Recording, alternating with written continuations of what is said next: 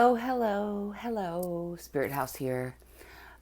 This message is really important actually because I guess I've never spoken about this before because, I have hidden knowledge, but this is something that really needs to be spoken, excuse me, not for just everyone on the twin flame journey, but, well, actually, just not for me and my twin flame, but for everyone else on the twin flame journey, is what I meant to say. And you know, it doesn't matter if, like, usually, and this is not any bash on the men, but usually the females guide the men on this journey. The empresses do, so and they help them by, and not even by being detached and cutting cords. Usually there's supposed to be a guide, a spiritual guide on this journey. But you know there are certain dogmatic things that this is the whole purpose by the universe to dissolve these toxic masculine, toxic feminine practices that have gone on and gotten way out of hand. This is the whole purpose of this whole age right now that we're in, towards the end of this civilization and age right now, is to dissolve the dogmatic practices, the old beliefs, the indoctrinations, everything about men and women that has been set in stone, and religion and the ideas of your connection with God, which should not be compartmentalized or boxed into one certain sect or another. Okay? And that's basically, in a nutshell, the whole point of it. But on this journey, you know, there will be people that are, depending on your purpose, and the further along we get, and depending, if especially if you have a twin flame, okay, because there are many people who have read into your birth chart already, people in your own life, people in your family, who knew decades ago, or even at birth, what have looked into your birth chart and have peeped you, and constantly do readings on you and want to know what you're going to move towards, and this and that, and these people are desperate, and they're ops of the devil and the dark forces. You need to accept this. You basically have to get to a point in life, which I have long ago, actually, about a decade ago, not, you know, to of who to cut off and who not to, and it's easy to sort out once you kind of, your intuition kicks in, and you break free of all this bullshit, and your guides, like, it took two. I had two near death experiences, or death pronounced dead and then brought back to life, to get to this point where I'm at now.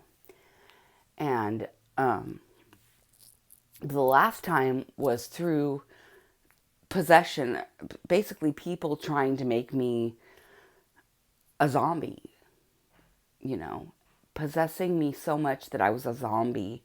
I had myasthenia gravis in my brain, and they diagnosed me with Lyme's disease at first, and then disproved that after a challenge, and then MS, which they treated me for 3 years with a horrible drug from Israel, which was from Teva Pharmaceuticals, called Copaxone, which is an evil drug that, if you don't have MS, will give you the symptoms of an MS, will make you unconscious multiple times per day, and kill you. So that's Teva Pharmaceuticals, which is dissolved now. But yeah, that's the evil plan of Teva Pharmaceuticals and Copaxone. So anyone who's been on a Copaxone, who has died or become, unconscious multiple times per day or for a whole day at a time, knows that that's their whole plan, their evil plan. But anyway, I've been a guinea pig for many people because they know I'm not of this earth, or my DNA is different. So That's just one side of it, but it's like you must persevere through this, you know. It is not what they want you to think. It's not their mental projections. It's not anything that any type of black magic, root magic, binding spells, voodoo, anything. No one can fucking affect you. I'm sorry for my, you know, that I'm sorry for that. But it's true. It's like you're not a genocide patient. You're not a victim of genocide. You're not a victim of alienicide, whatever you want to call it. Okay, maybe that's a new term that I just but it's like you are good. You are here to help humanity and they don't want that. They don't want that. They don't want you and I'm not a woke person. I hate trends. I hate shit like that. I'm sorry. I do. The whole woke thing and this and that on TikTok and all. I'm not for popularity, okay? I'm just saying from being celibate for 8 years and from really delving into my inner wisdom and trying to repair my heart space from all the shit that has been done from these witches. I can tell you from experience that it is all bullshit. You know, just connect with who you are and try to connect with who you are. And if you need help, you can reach out to me. And as you know, if you followed, I only have 2 flat platforms to be clear for anyone who's trying to clone me, copycat me. I have Spirit House on YouTube, and then I have Heather Spencer Uncensored on Instagram, and that's it. There's nothing else. Nothing else. Okay? So it's like, you know, these MFers, you know, try to shadow ban you and silence your voice, attack all of your chakras. They can try to bind you every night and root you, do root magic, hire all manner of practitioners, spend millions and millions of dollars, which my adversaries have, and it's hilarious because nothing has happened, and they're so pissed off.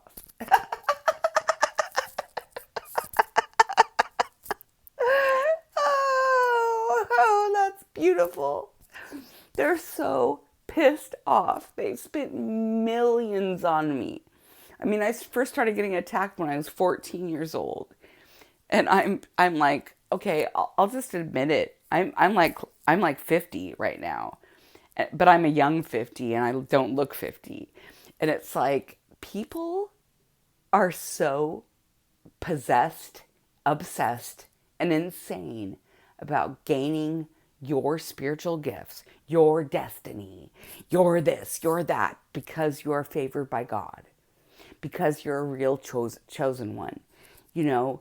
And it's just it's ridiculous. You just have to learn to accept this because, you know, if you think about it in the terms of, oh God, you know, which I did for a long time, understand that I did this for a long time because I was under such heavy spiritual attack before I ascended enough to where it didn't affect me, that I was like, please, please, Lord. I mean, multiple times per day, I would take spiritual bath.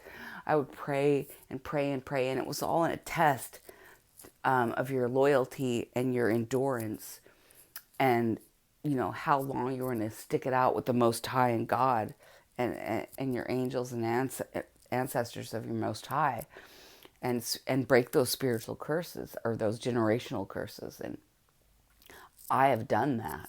I have been this test of time. I have endured the test of time. I've endured the abuse, which goes far deeper than you could ever imagine in the 5D. Okay, horrible abuse. I have endured that, and I have healed from that abuse. And I still have my faith, and I still pray every day for everyone in the collective in their North Node, not just me. I'm not selfish. I pray for everyone who's trying to get on the right path, you know, and I even even for my enemies, I pray that they will be forced into an awakening, forced into a dark night of the soul, so that they can not have to live out multiple lifetimes of this repeated cycle of abuse and just tyrannical, you know, controlling nature that they have as reptilians. But, you know, we've got to come somewhere and meet. There's got to be a marriage between the two or a death of one. And that's the whole point of it all. You know, really, I've already ascended to the 5D, and I've already, I don't have any, I don't have any animosity towards anyone, even though they continue to attack me heavily every day of my life. I forgive you. I love you. And I just hope that you can find peace within yourselves and finally pay off your karmic debt so that you can be at the point where I am right now. And that's what I hope for you, because I've been there before. Everyone has. Everyone has to go through it. Everyone has to go through the fire.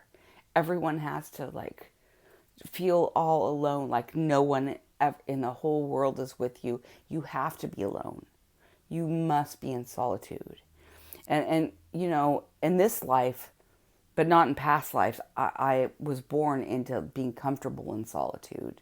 So it never bothered me. And that's the funny thing. Another funny thing about my adversaries is that they like thought that, oh, because you're not married and, and we're going to keep all your love interests from you and block all your finances and this and that, that you'll be miserable and you'll want to kill yourself and will project suicidal thoughts on you. Well, no, that actually is not true, because I love to be alone. I savor my time alone. Because of you, everything that you meant for my detriment has been molded into my blessings by the Lord because of you. Everything has made me more powerful. More powerful. And you are in purgatory. And I don't even know if you can come back at this point, because you've murdered me in so many past lifetimes. Honestly, these same group of people. And even bamboozled my twin flame and my other soulmates and kept them from me into murdering me, that these people had one lifetime left in this civilization to make it right, and they all fucked up. They all failed the test. And I won with flying colors. So, and I don't mean to sound egotistical by that, but I put discipline, self-discipline, hard work into it, and I'm not ashamed to say that I won. And I won. And it's over for you. But I love everyone, regardless of what you've done to me. I do, and I hope you the best, and I hope to the ones that just continually attack me, I can't pray for your wellness or anything like that, because you wish death on me and my family, but I will pray for your forced awakening so that you're can come to the realization and the truth and love quicker than you would normally come to. And that's all I can do for you. I can't, and I do forgive you, but only for myself. You're never going to be around me or in my energy again. Understand that. And I will know you. So just the sooner you start to pay off your karmic debt, the better, because, it's lifetimes. So might as well start at some point, right? Or just stay in hell. Okay. That's my message. I love you guys. Bye.